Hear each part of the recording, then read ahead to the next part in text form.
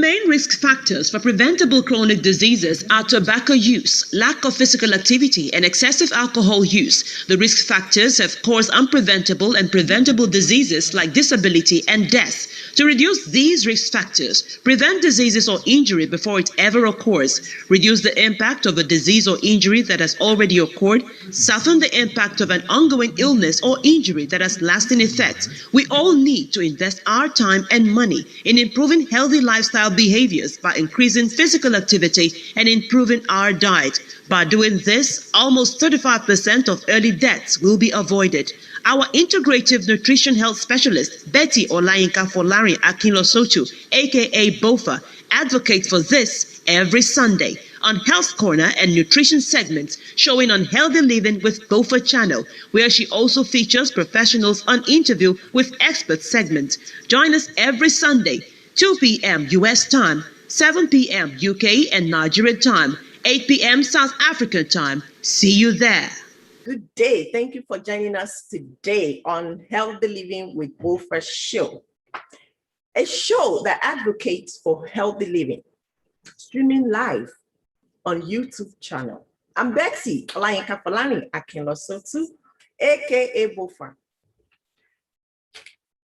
I'm deeply convinced within me that you are all ready and more than ready for this show. If you are, we are also ready. So let's get started. Medical technology and equipment, especially diagnostic equipment, diagnostic imaging, let me put it that way, play a very crucial major role at every step of disease management, and that is diagnostic monitoring, screening, and prognosis. Today, we are focusing on impacts of diagnostic, or discussing the impacts of medical diagnostic on the quality of care both in home and healthcare facilities. Medical situation. We also want to know if this device purposes the desired result reliably and consistently with their intended purposes. We want to look at it. We don't just want to be going to a diagnostic center and getting all these tests done without knowing the reason why we're doing so, without knowing the impacts of this test or this procedure. We're also going to be addressing the factors that affect the utilization of this equipment. And lastly, we want to discuss the maintenance, safety, and hazard of these medical devices. Don't forget, medical diagnostic imaging is our focus on the show today. But before I bring in our guests, I want us to have a short break. And when we return, we're going to be introducing our guests on the show today. And trust me, I believe we're all ready, both for the interview with expert segment, the nutrition segment, and the health corner segment. I know you're all ready for that. And we're also ready for you. So let's quickly take a break.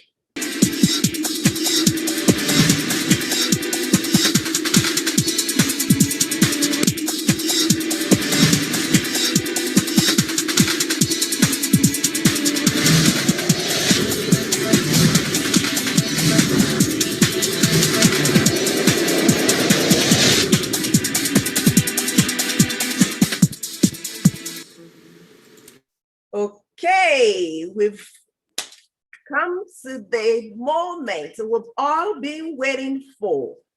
My goodness, this is awesome. Also, I want to welcome you back to Interview with segment today. And we have on the show Mr. Samber Sadie, who will be answering all the questions you sent to me before today.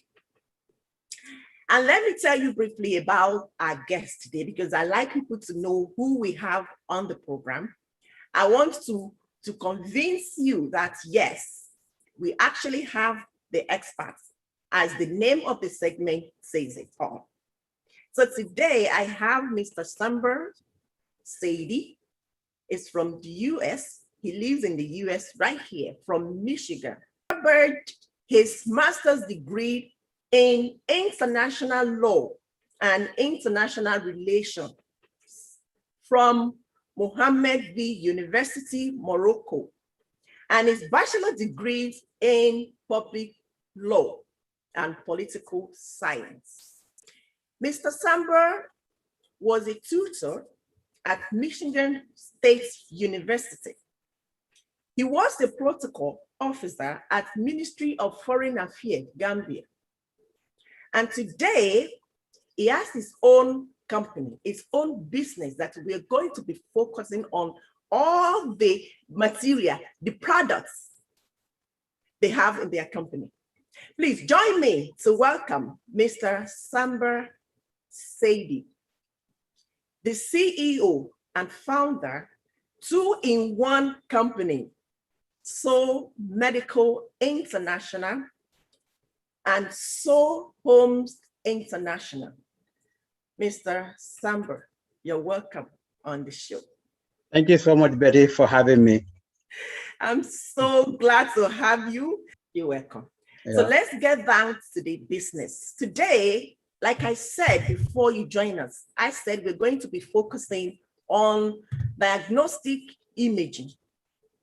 And I believe you know what I'm talking about. It's something that you've been working on it, you're used to it, you use it, you know how it is and what's the benefit we get from this. So I'm not going to take too much of your time asking, the relevant question. We're just going to go to the relevant question that people have been asking me, and I couldn't answer those questions. So I want you to tell us the types of diagnostic equipment, imaging, your company have for the people, for healthcare services facility out there, and what is the purpose of this diagnostic imaging? Okay, once again, I would like to thank Betty and the Beaufort TV team for having me on this show. It's always a pleasure for us to reach out to our people back on the African continent.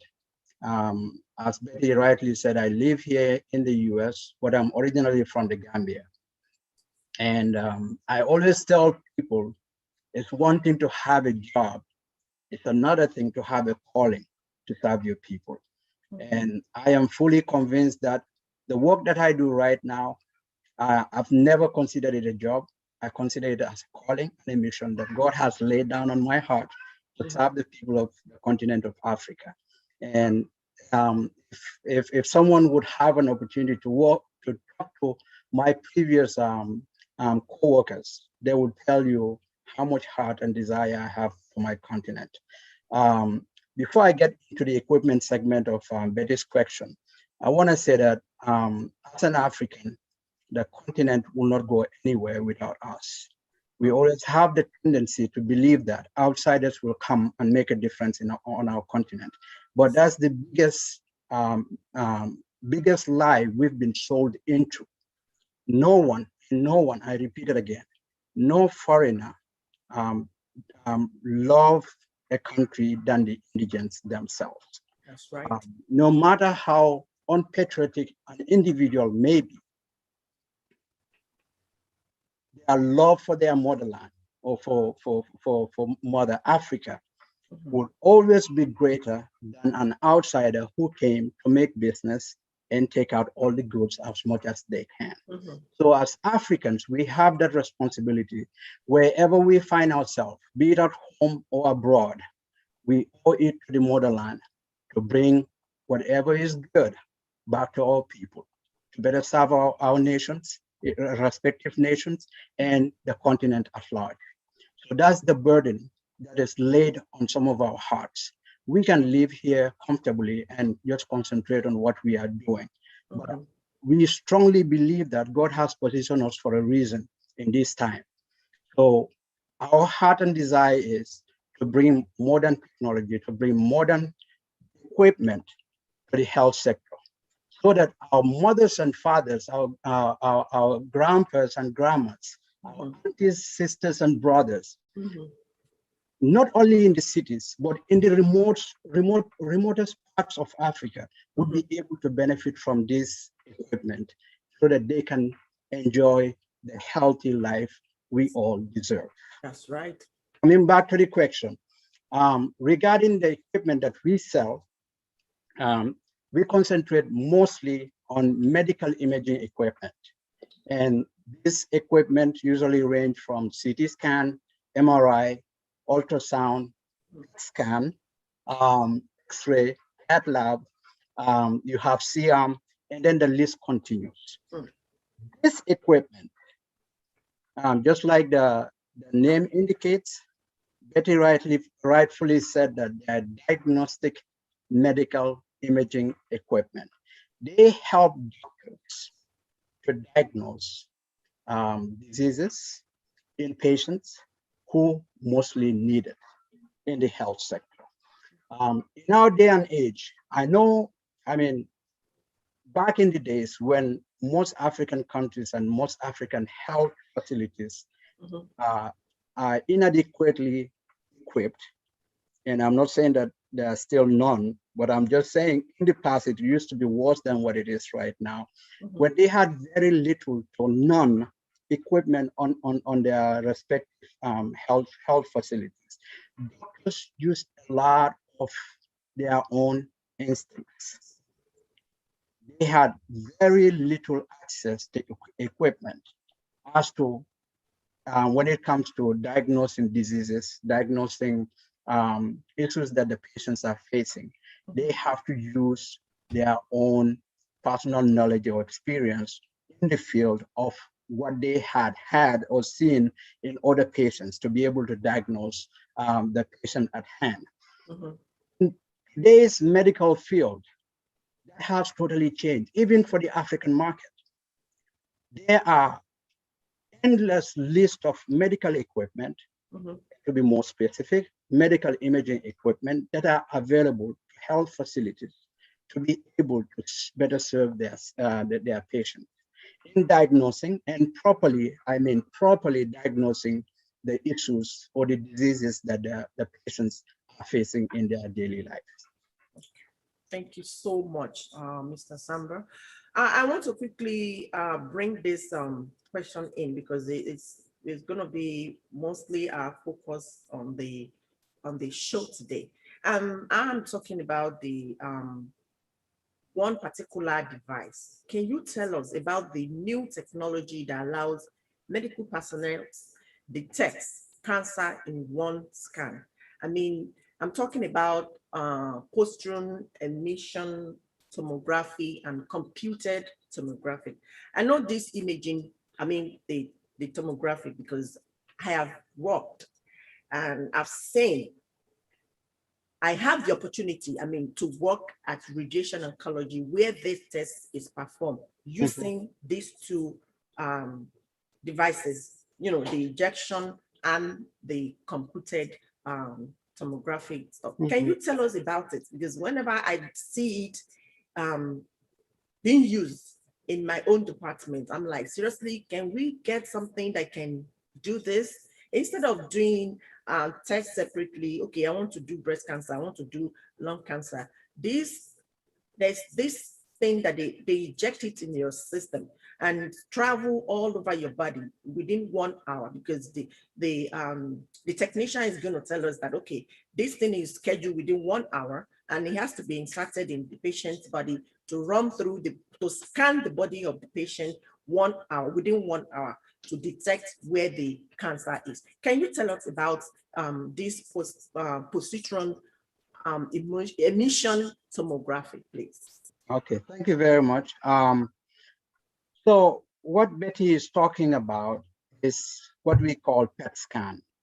PET scan, PET scan is It's a machine. It's very much similar to CT. It's actually a combination of CT and the portion of the machine itself. That's why it's called, sometimes people will call it as PET-CT.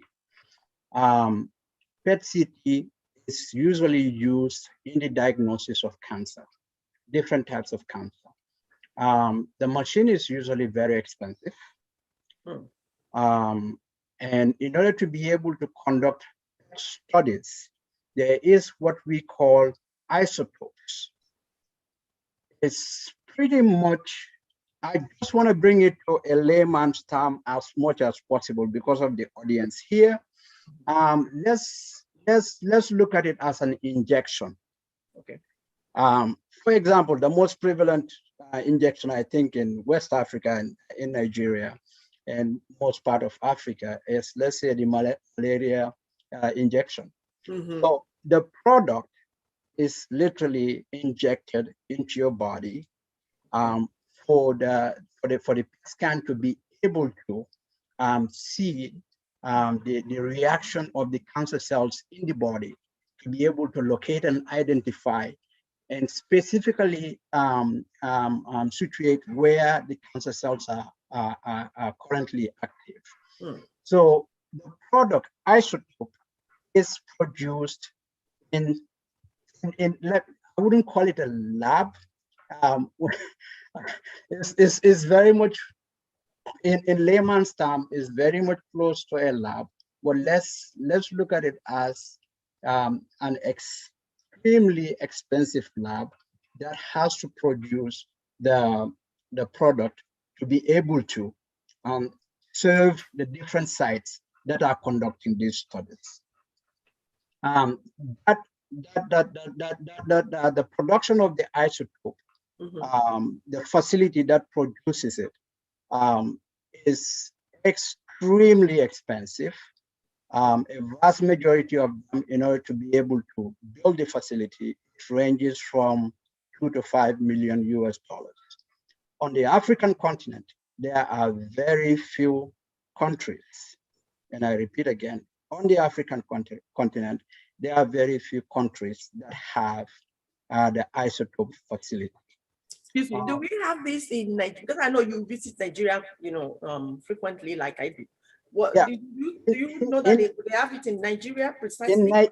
In Nigeria, I know back in 2015, I wouldn't mention the name of the company, but in Nigeria, back in 2015, I know a specific facility was trying to get that project into the country. Up until 2018, to my knowledge, it was still under negotiation. And based on the last I heard, it still hasn't been fully completed yet. Wow. So it comes with a lot of challenges. The financial aspect of it, logistic aspect of it, and because of the expensive nature of the project itself, a vast majority of countries don't really want to get into it. And reason being, you hardly find any city on the continent. I know Egypt has some, South Africa has some. Nigeria at one point was trying to get it, but to my knowledge, there is none at the moment. Well, maybe because it's expensive, but trust me, we have people that can invest in such a thing. You don't have to be in a medical field before you can invest, or do you have to be in the medical field before you can invest in this type of business? I mean, absolutely not. And I think that is the greatest mistake that our brothers and sisters, most especially those who are well off, are making currently. A vast majority of investors in the medical field are usually medical doctors. And unfortunately, and this is the reality, even here in the US, medical doctors are not the most wealthy among us. They are well off, but they are not the richest among us. Yes. So if the less wealthy are struggling to put such kind of facilities in place, the question comes down to, what are the wealthy doing with their money? And I'm posing for us to think about it. And those wealthy individuals who have this opportunity to listen to this video, to listen to this TV program, my question to you, as an African, what are you doing with your wealth to help your people? And by helping your people, you could be the first beneficiary. Exactly. Because we are most of the time sold on the idea that if I get sick, I can be flown out of the country to be treated. That is the greatest lie we ever sold ourselves on. That's right. Because guess what? Flying out of any part of Africa, even if you have your own private jet, flying out of any African country to any good facility in the West, it's going to at least take you 3 to 5 hours. And when somebody is on his bed, every single second, not even a second, a fraction of a second counts. So the life that you might be investing in may not necessarily be the people that you think you're serving. It could be you, yes, as an investor. It could be your immediate family members, our mothers, our fathers, our brothers and sisters, or even your own children who are so near and dear to your heart. But when we refuse to invest in our own countries, with the hope that I have the means to be flown out, there could be instances where you will not have that much of a time to save your own life. So it is time for Africa and Africans to invest in the health sector. These are basic equipment. There is a vast majority of wealthy Africans, wealthy Nigerians. When you talk to them about $2 to $5 million US as an investment, it's a chicken change in their bank account. They can do it. It's not that people don't have the wealth. There is wealth in Africa. There is a lot of wealth in Africa. That's right. How many non-medical personnel are willing to invest is the biggest question. Would you rather put... Let's look at it in this way, Mr. Samba. Yes. Sorry to cut you off. No, you're good. You see, maybe, we have different countries in Africa. Now, there's some countries that have a problem with power. I mean, power supplies, electricity, they have a problem. And this machine we're talking about, we need this power for them. Maybe these investors, considering that, and if I invest in this type of huge business investments, how will I be able to make my money back if I'm having challenges with this power failure in my country? Maybe that could be the reason why they don't want to invest. But I'm sure that many people, especially investors, business inclined people, they want to invest in a type of this kind of business.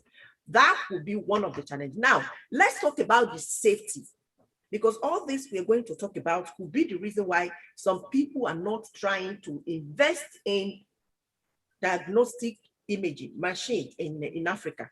So now let's talk about the safety, maintenance, and servicing of this equipment. Because I believe we're all responsible for dealing with medical equipment ourselves. Absolutely. What arms, the question is, what arm can inadequate servicing and poor maintenance, such as infections from contaminated equipment and so on, cause? How can this inadequacy, poor management, jeopardize the health of the concerned patient and other people in charge of this equipment? Let's talk about that. Thank you for that question. So I'll pick up from where you took off regarding electricity. That's not my specialty, and I believe I can leave that to specialists in that field. But the little that I know and the little experience I've had in the past with projects across the continent, granted, Africa has one of the biggest challenges in the health sector is unstable power. It's a major problem that is across the continent. Again, we are talking about heavy investment here. Anyone who has the money to invest that much, build a cyclotron, that is where the isotope is produced. Okay. Anyone who has the money to do that you can definitely invest in solar. Solar power, right? Solar power, we have more than enough of sunshine on the continent.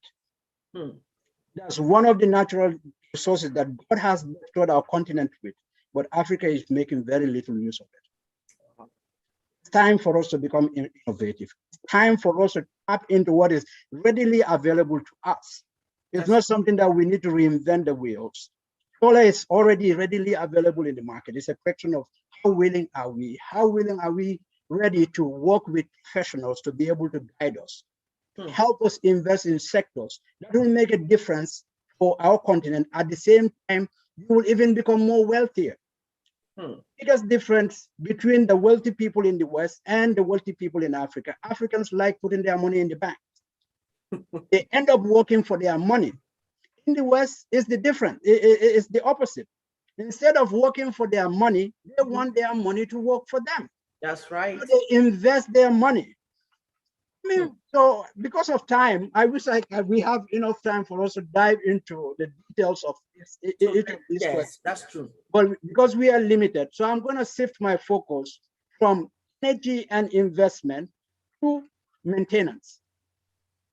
Just like any other thing in life, just like us as human beings, if you don't take proper care of yourself, you end up having health issues. The same goes for imaging equipment too. You might buy them brand new, you might buy them used, you might buy them refurbished. However you bought them, they need maintenance. That's true. They need regular maintenance. And that's another huge challenge on the continent. People buy this equipment that are extremely expensive and extremely sensitive, install them, have no maintenance program whatsoever for that. Guess what? 2-3 months down the road, or 6 months, if they're lucky, over a year, the system is down for 6 months. If they are lucky, it might take years before it gets back on again. Wow. Every single month that the system is sitting down, there are other issues that have been created behind the scene, because these are they're heavily endowed with electronic materials.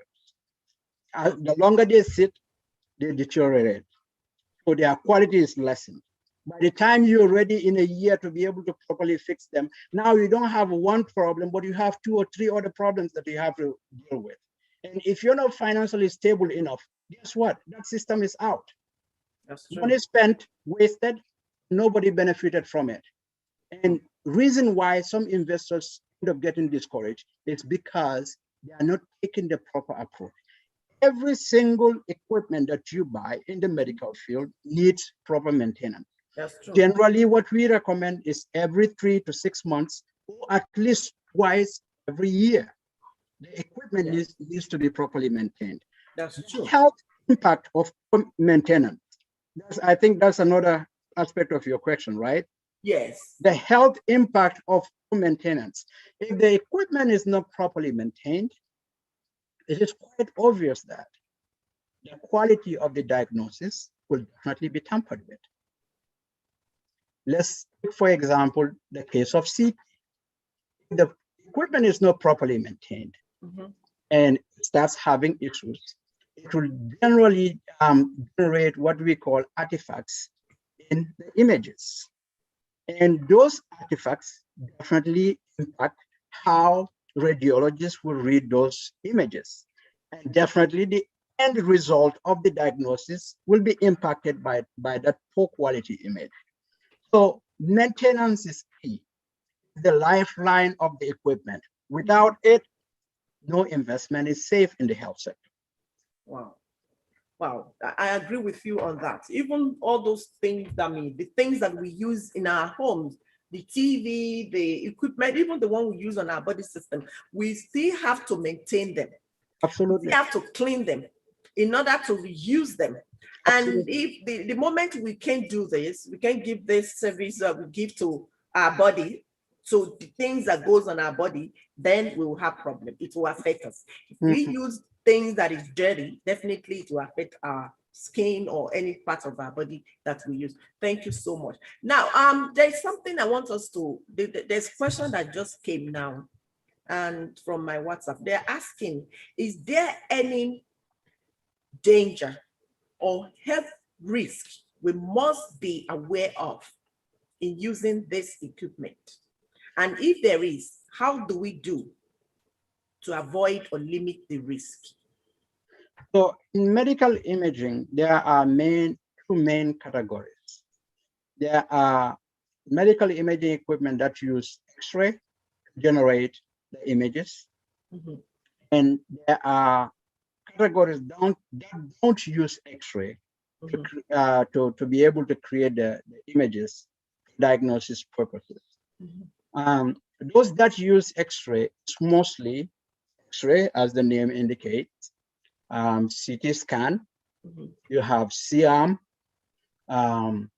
you have to some extent CAT lab, and then you have mammo. I will limit it on that side. Okay. Then the equipment that usually use other forms of means to be able to reproduce the images that the doctors are looking for is like, for example, ultrasound. Ultrasound uses sound to be able to produce images. And then the other one is MRI. MRI use magnet to be able to produce medical images for doctors to use to be able to diagnose patients. Mhm. Now, ultrasound and mammo, for example, they have zero effect on people's health. Okay. Zero effect, if anything at all. While X-ray and CT scan, they use X-ray. And abuse or overuse of X-ray can definitely have serious consequences on the patient's health. X-ray can be at the origin of cancer if not properly used.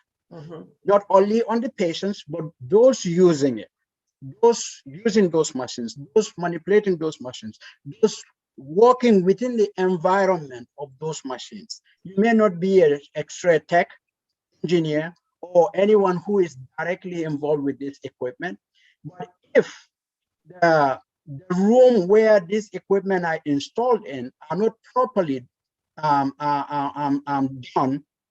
X-ray can definitely leave the room to be able to affect those people working around that environment.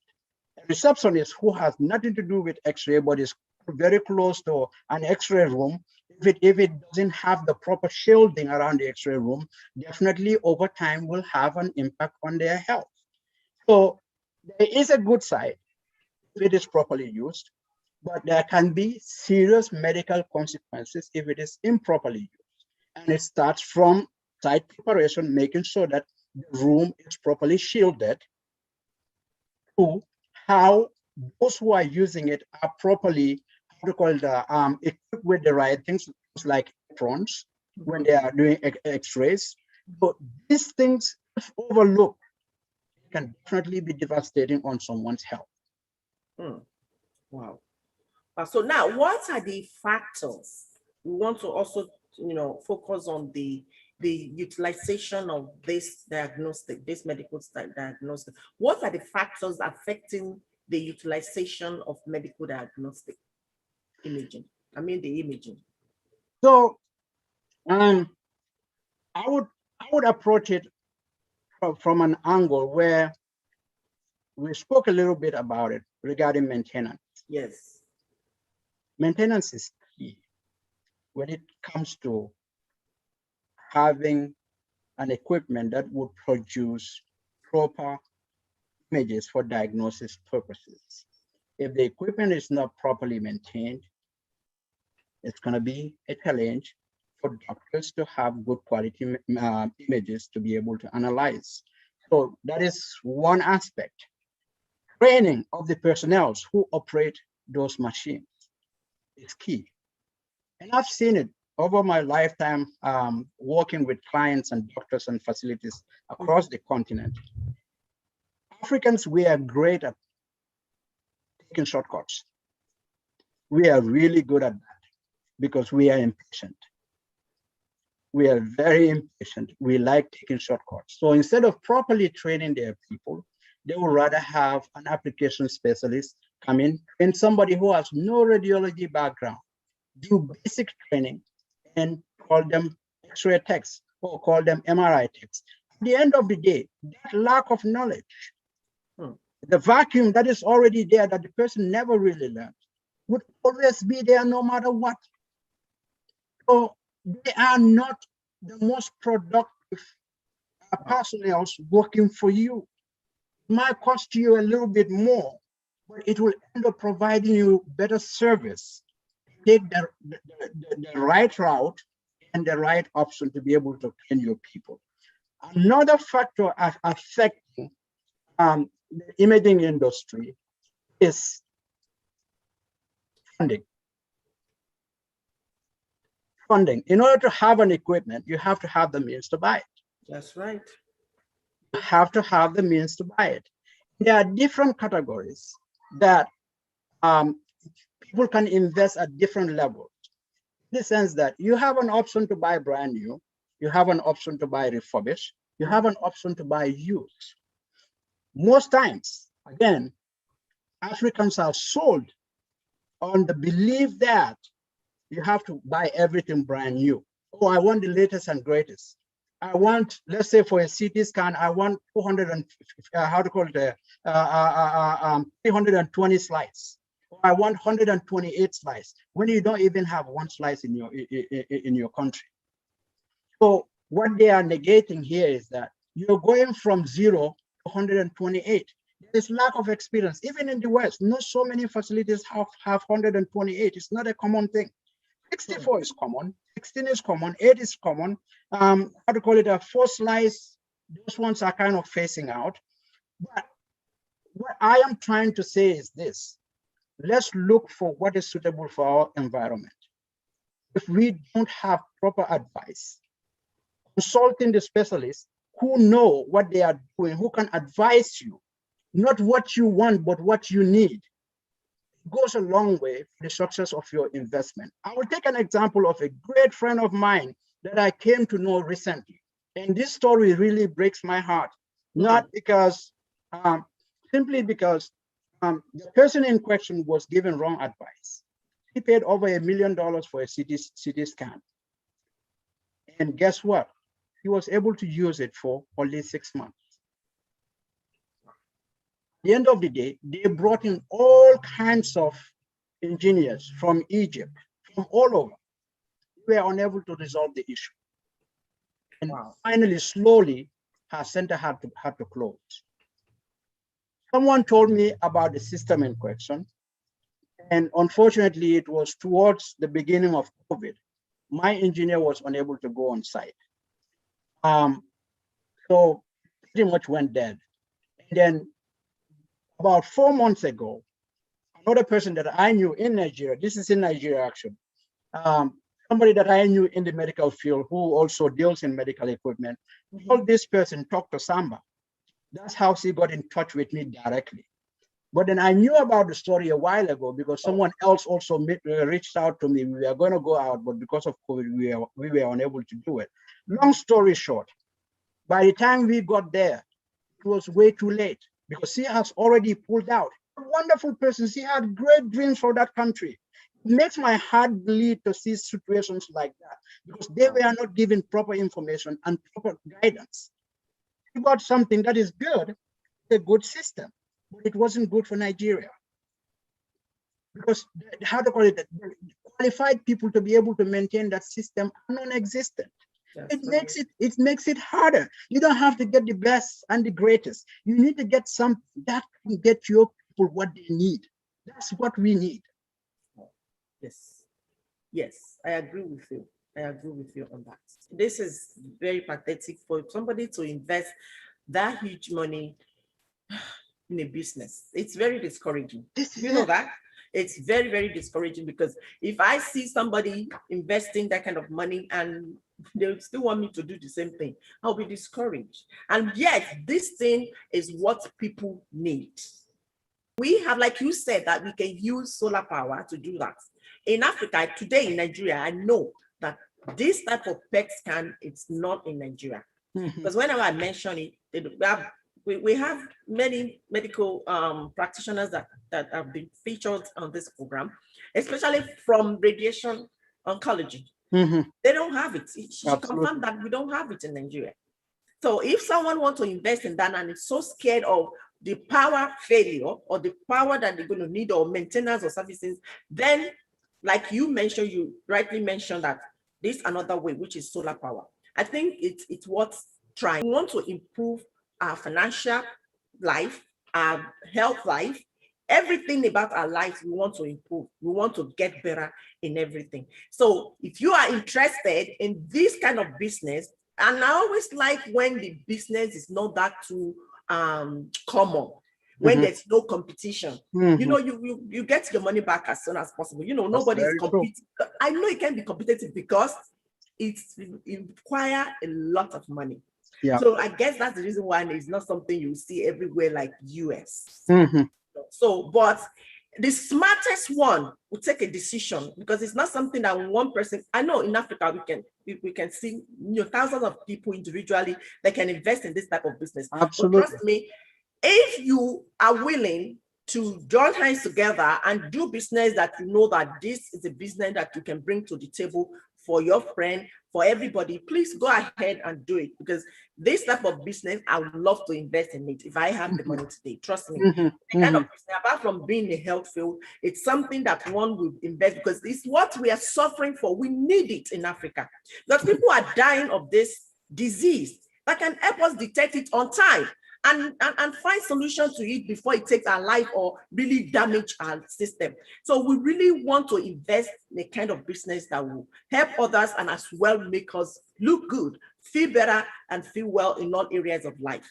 And that's one of it. And I want to say thank you so much, Mr. Samba, for coming on the program today. The last one that I have, it's the same one you've already answered that. I don't think we should be mentioning that. And it's asking if there is any danger that can, affect us. And that question has been answered. Please, whoever sent that question, we've already answered that. You can watch this program again and listen to the answer to that. So please, we have to move on now for our other segment, which is nutrition and health segment. We don't have much time. So I'm going to say to you, Mr. Samba, that you're welcome on this program. Thank you for joining us. It's been Thank you very much. Wonderful. It's an honor to have you on the program today.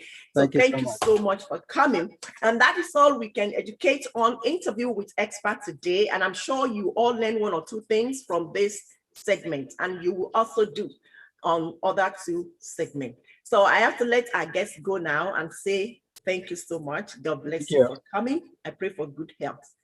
Thank you so much. Thank you. So we're going to take a break right now, and when we return, we're going to be bringing you the health segment, which will take us to nutrition segment. So let's take a break, and when we return, we're going to have our health segment.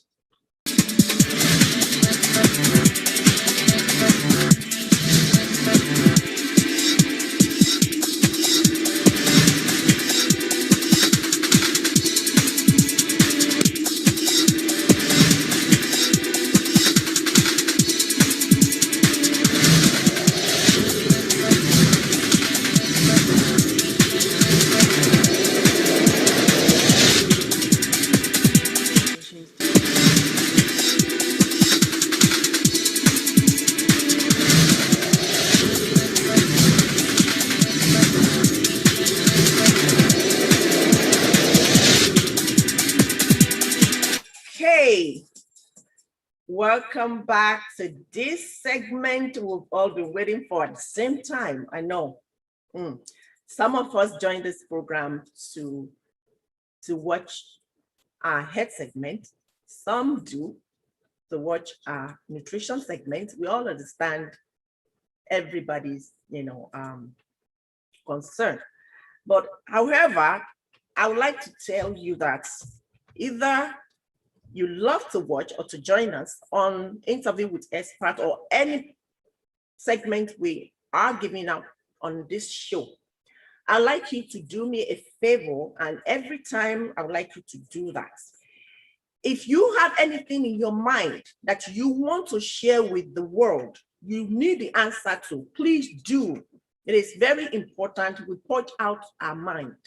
If you can't say it on this platform, I mean, not everybody likes to talk, to tell the world or tell anybody to comment right there on that YouTube channel. You can as well send me the message, the questions before the time or during the time. Some of you that have my, WhatsApp number, you can do that. You also have a number behind me right here that you can send your questions to. It's right here.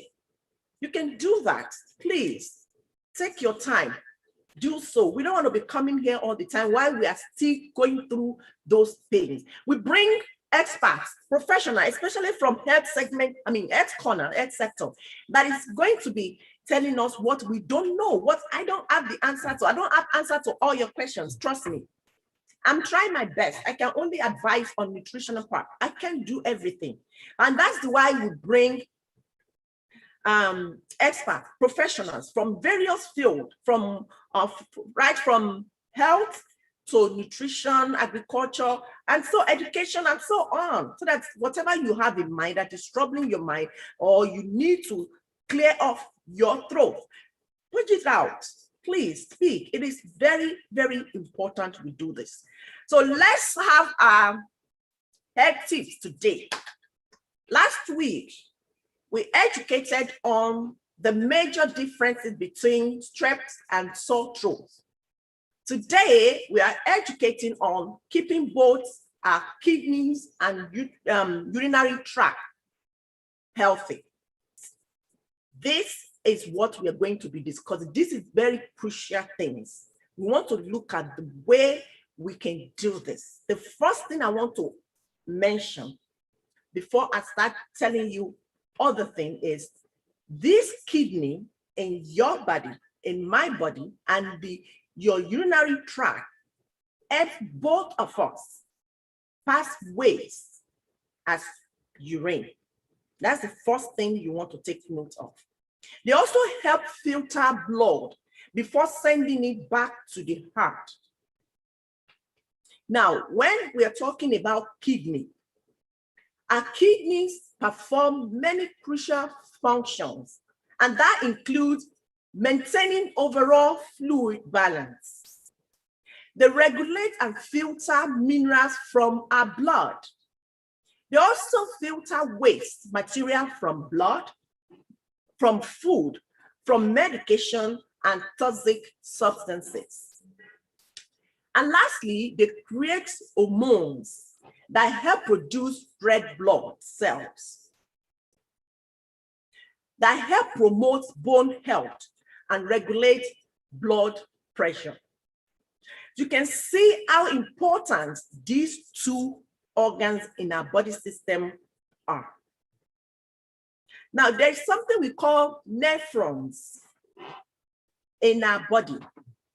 Nephrons are the most important part of each kidney. We get it from the kidney nutrients and help pass out waste products from filtered blood. And each kidney has about 1 million nephrons. 1 million nephron filtered unit in each kidney that remove the harmful substances from the blood.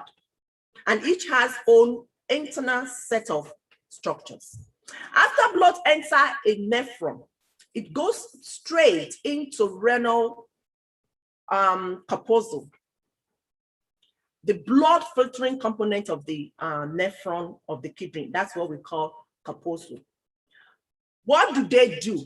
What do this kidney do in our body system? It filters, like I said, it keeps bone healthy and make hormones that control the production of red blood cell. The Kidney also help regulate blood pressure. I've mentioned that. The level of salt in the blood and the acid-base balance of the blood. All these jobs make the kidney essential to keep the body working. Now, let's look at the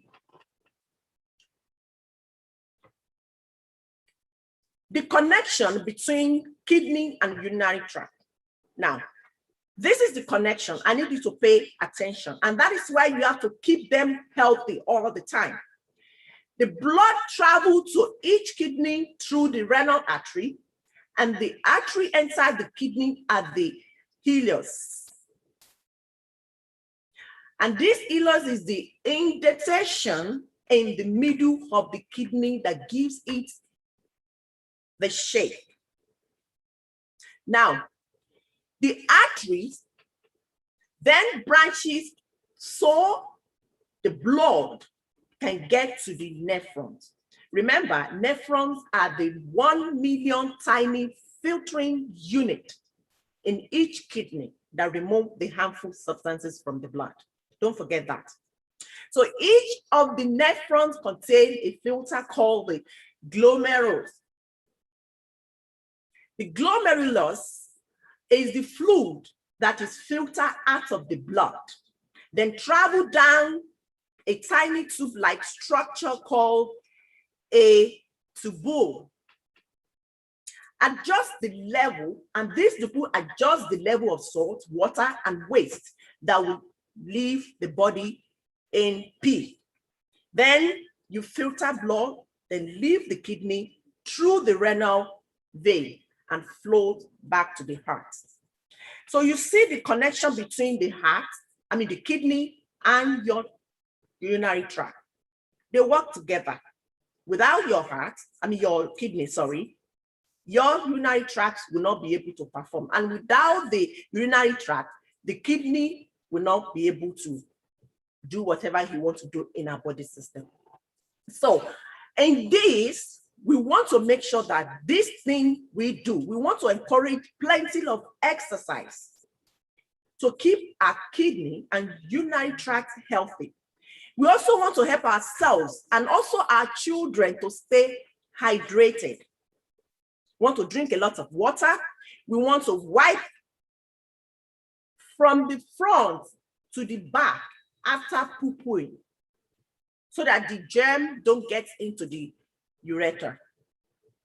Some of us wipe from the back to the front. No, you can't do that. You wipe from the front to the back in order to keep those germs off your vagina. It's very important. You also want to avoid bubble baths. You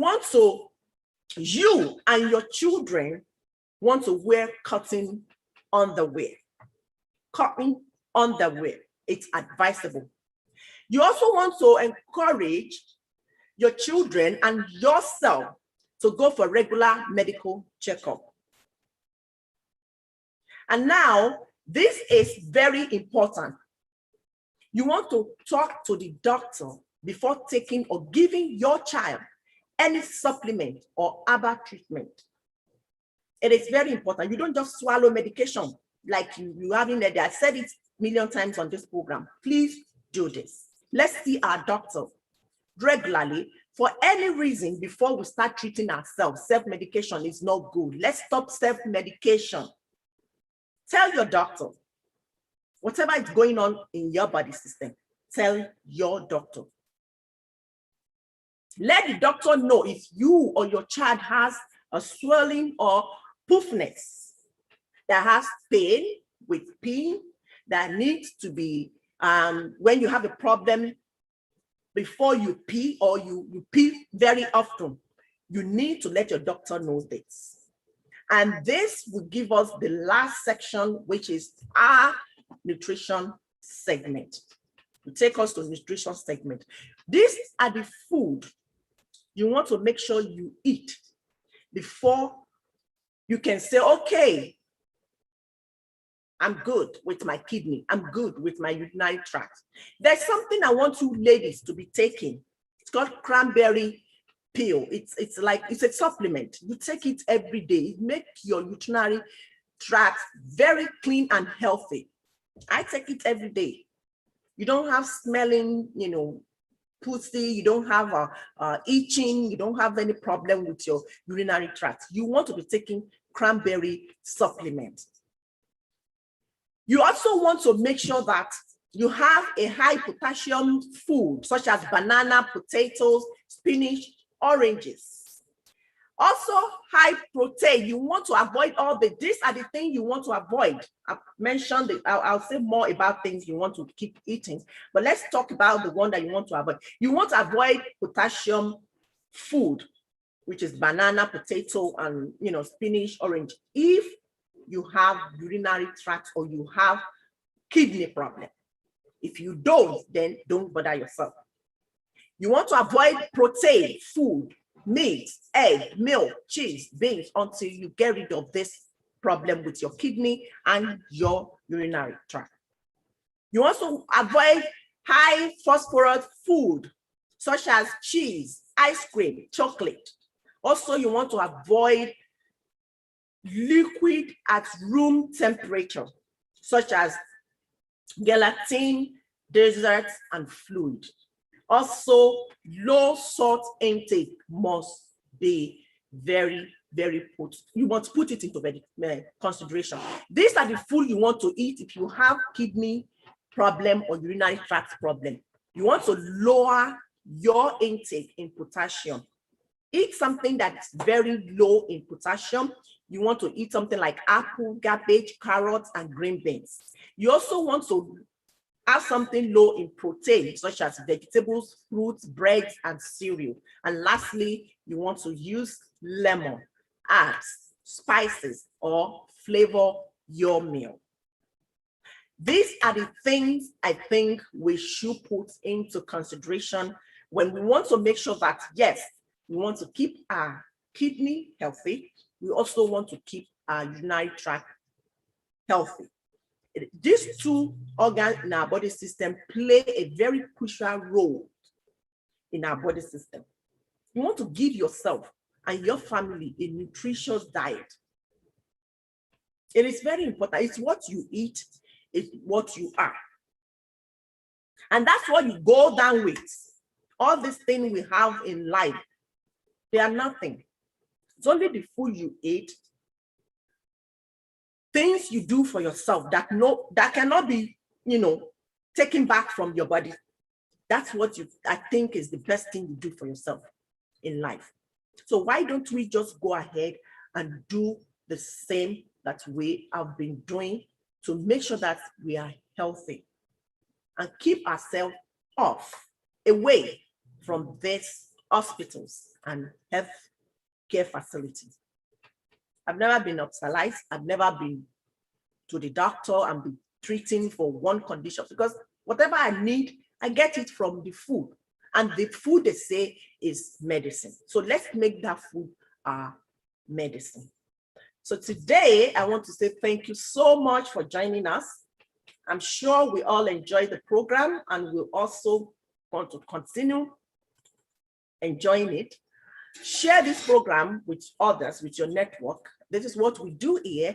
We advise on healthy living, on wellness, exactly what we do on this program. And we feature different professionals from health to agriculture, nutrition, education, and so on. Please join us next week and you will love it. Next week, we have a pharmacist coming. You want your question to be sent to us, and the same day, on that day, you can also send your question. So I'm going to say thank you so much for joining us today. May God bless you. Keep watching Healthy Living with Bofa. I'm Betty Olayinka Olani Akinlosotu, aka Bofa.